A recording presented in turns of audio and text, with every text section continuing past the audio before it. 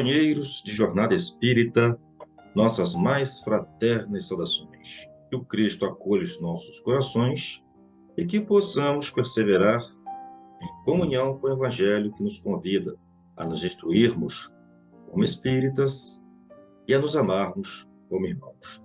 Eu sou Roselito e este é mais um projeto da União Cristã Espírita Amor e Verdade.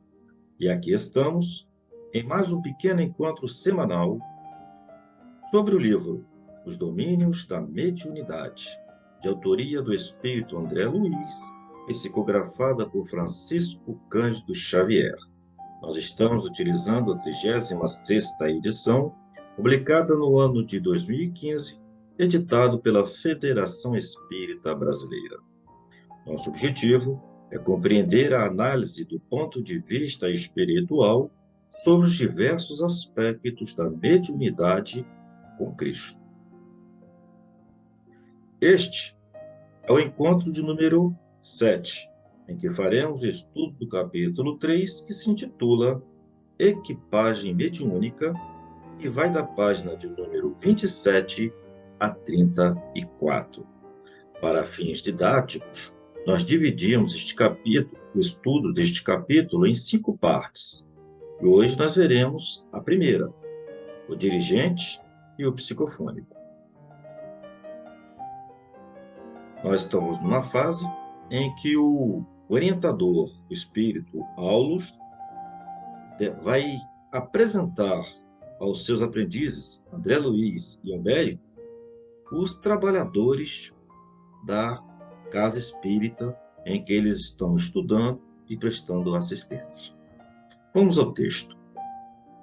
Conheçamos a nossa equipagem mediúnica, disse o orientador, e detendo-se ao pé do companheiro encarnado que regia os trabalhos, apresentou.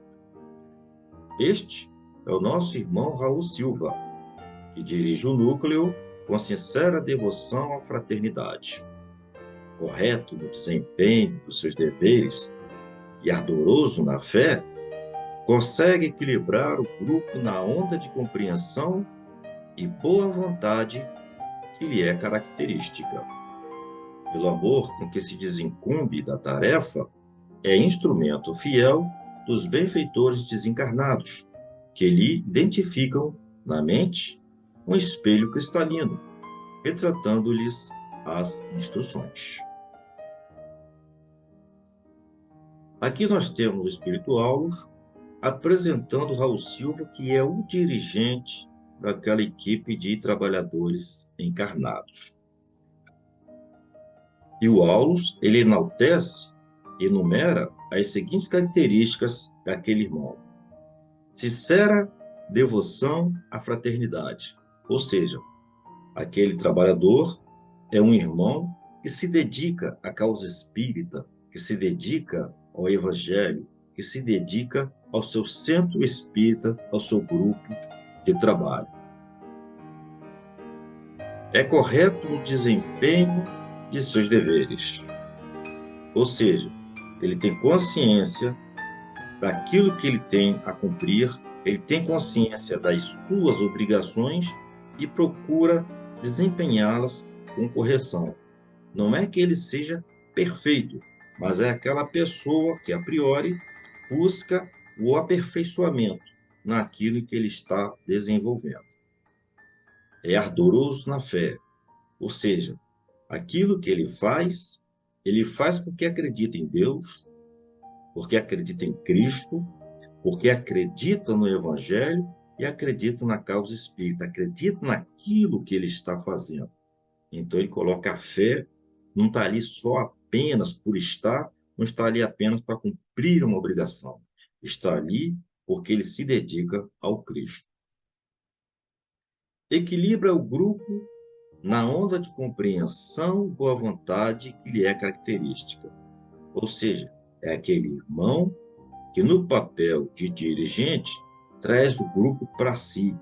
Ele é uma pessoa convergente, é a pessoa que constrói uma onda, uma vibração de compreensão, de boa vontade e agrega todos aqueles que estão ali ao seu redor nessa mesma onda, para que o trabalho possa se desempenhar com harmonia. E, por fim, ele é um instrumento fiel dos benfeitores desencarnados. É aquela pessoa que se comporta como um irmão à disposição dos benfeitores, né? Que está ali para complementar e servir de instrumento positivo aos benfeitores. É como aquele instrumento musical que está afinado, preparado para a execução da música pelo artista. Então, como instrumento, como trabalhador espírita, esse nosso irmão de Gênesis Trabalhos, ele se coloca fielmente na sua postura de servir aos benfeitores desencarnados. Sincera devoção à fraternidade, correto no desempenho de seus deveres, ardoroso na fé, equilíbrio do grupo na onda de compreensão e boa vontade, instrumento fiel aos benfeitores desencarnados. Vejam, meus senhores, que essas características são características aguardadas não só nos dirigentes, mas principalmente em quem quer trabalhar a mediunidade com Cristo. E uma coisa que nós observamos aqui, que essas características, apesar de serem aguardadas, elas não são produtos de padronização. Ou seja, todo mundo que se quer colocar como trabalhador espírita tem que ser dessa forma. Não. Não é a padronização. Não é questão de padronização. Nem de imposição. Só vou trabalhar com quem tiver essas características. De forma alguma. Nem padronização, nem imposição. Essas características são características que devem ser desenvolvidas individualmente por quem deseja educar a mediunidade. Dessa forma, nós colocamos que isso é um produto de um desenvolvimento individual, é um produto de um aperfeiçoamento individual de quem quer não ser só dirigente, como qualquer espécie de trabalhador espírita. Então, são características que são consequências de uma conquista individual. Continuando o nosso texto.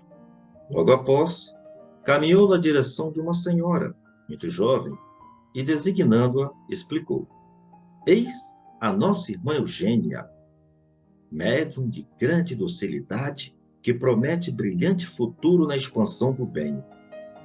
Excelente órgão de transmissão, coopera com eficiência na ajuda aos desencarnados em desequilíbrio. Intuição clara, aliada à distinção moral, tem a vantagem de conservar-se consciente em serviços de intercâmbio, beneficiando-nos a ação. Então, agora ele apresenta a nossa irmã Eugênia como aquele médium psicofônico. O médium psicofônico é aquele que popularmente é conhecido como médium de incorporação. E da mesma forma como nós falamos para o irmão Eugênio, para o irmão Raul Silva, para a nossa irmã Eugênia também vale as mesmas observações para todos nós que queremos entrar na mediunidade com Cristo. São características que devem ser aguardadas em quem quer trabalhar na mediunidade e são características que também devem ser desenvolvidas individualmente. Ou seja, são produtos, consequências, resultados de uma conquista individual. Cada um de nós, a nosso tempo, é que deve perseguir essas características, que são essas que foram observadas na Eugênia. Grande docilidade. Médium não tem que ser prepotente. Só porque trabalha com espírito tal, com espírito de grande envergadura, não. Médium não tem que ser prepotente nem ser arrogante. Docilidade, né? Ser agradável, ser simpático, né? Ter aquela energia positiva, né? Que agregue, né? aos trabalhos, que agregue os demais irmãos no trabalho. Então, grande docilidade. Até porque É horrível você tratar com pessoas que são, assim, ignorantes, com pessoas que são grossas, né? E o médium, por estar trabalhando dentro do evangelho, ele tem que buscar essa docilidade, porque é isso que o evangelho nos ensina. Coopera com eficiência na ajuda aos desencarnados em desequilíbrio. Se o objetivo do médium é servir, se o objetivo do médium é praticar a caridade, então nós temos que buscar cooperar com eficiência, né? Não estar ali, ó, estou aqui, seja o que Deus quiser. Não é assim. Nós temos que estar ali e trabalhar a nossa energia o melhor possível na ajuda aos irmãos desencarnados que estão em desequilíbrio. Fazer com que a nossa energia possa se sobrepor à energia dos irmãos infelizes, a energia desequilibrada deles, para que eles possam entrar no processo, né, de reequilíbrio, de recuperação, de reeducação, a fim de que eles possam progredir. Intuição clara, aliada à distinção moral, o que denota que essa irmã é uma pessoa que estudou o Evangelho. Não está ali apenas para se divertir, não está ali apenas para compor um número. E ela desenvolveu o seu estudo, a sua dedicação, e com isso ela conseguiu desenvolver uma intuição que torna a comunicação clara para ela. Ela sabe, através da sua intuição, quais são os objetivos, ela tem a nitidez das mensagens que o irmão quer passar mediante a sua aproximação. E essa intuição clara, ela está aliada à sua distinção moral, ou seja, perante o Evangelho, perante aquele trabalho, ela é uma pessoa que já conquistou, que já adquiriu uma certa autoridade moral. Então, essa autoridade moral, aliada à intuição, torna o trabalho mais produtivo para ela. E ela é uma médium consciente nos serviços do intercâmbio, né? Ela é uma médium que possui uma consciência na mecânica, durante o exercício da mediunidade, durante aquela comunicação. Esse termo consciente, ele merece de nós uma observação mais acurada, porque o nosso livro dos médiuns, ele faz uma classificação de médiuns a respeito concernente à consciência. Ele faz essa classificação da seguinte forma: médium consciente, médium semiconsciente e médium inconsciente. Esse tipo de médium, essa classificação de médiums, não tem nada a ver com a possibilidade ou com o desenvolvimento do médium ser mais desenvolvido ou menos desenvolvido, ou do médium ser mais educado ou menos educado. Tem a ver com o conhecimento, com a forma como aquele médium lida durante o momento da comunicação. Ou seja, o médium consciente é aquele que, quanto o fato mediúnico se dá, um concurso consciente do médium. O médium está em ciência de tudo o que está acontecendo durante a comunicação. Ele está fazendo fluir a comunicação, está fazendo fluir a informação, a mensagem do Espírito, mas ele tem consciência de como aquilo está começando, como está se prosseguindo e como vai terminar.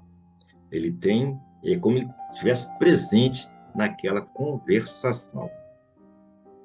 Já o médium semiconsciente é aquele quando o fato mediúnico ocorre com um concurso parcial do médium. Ou seja, algumas coisas o médium consegue se lembrar, algumas coisas ele consegue entender, outras não. Então, está ali, né? Como se estivesse meio acordado, como se estivesse meio dormindo. Alguma coisa ele acompanha, outra coisa ele escapa, mas está ali aquela atuação parcial durante a comunicação. E o médium inconsciente é aquele que, apesar de estar dando a comunicação, ele não consegue guardar nada, interferir em nada diretamente da sua pessoa durante a comunicação. Então, o médium consciente é aquele quando o fato mediúnico ocorre sem concurso consciente do médium. Então, nós temos o consciente, o semiconsciente e inconsciente, numa classificação que vai depender de como é a reação do médium durante o tempo em que a comunicação se desenrola. O médium consciente é aquele que lembra e coordena a comunicação enquanto ela acontece. O semiconsciente é aquele que lembra parcialmente de algo sobre a comunicação, ele tem uma meia noção de algum fato, de alguma coisa. E o inconsciente é aquele que não lembra nada da comunicação.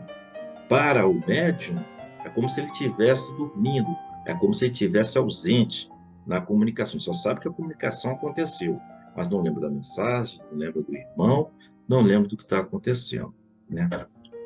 Um exemplo de médium consciente era o Chico Xavier, né? Que via o espírito, conversava com o espírito, transmitia a psicografia, mas estava ali acordado, estava ali plenamente consciente. Bem, meus irmãos, por hoje é só. Então, chegamos ao final do nosso estudo. E se vocês gostaram, divulguem, compartilhem, enviem críticas, sugestões, nos ajudem a aprimorar o nosso estudo. Eu fico por aqui, aguardo vocês no próximo encontro em que nós permaneceremos no estudo do capítulo 3, Equipagem Mediúnica. Fiquem todos com Deus e não se esqueçam, pelo amor com que se desincumbe da tarefa, o médium se torna instrumento fiel dos benfeitores desencarnados, que lhe identificam na mente um espelho cristalino, retratando-lhes as instruções. Que o Cristo nos abençoe.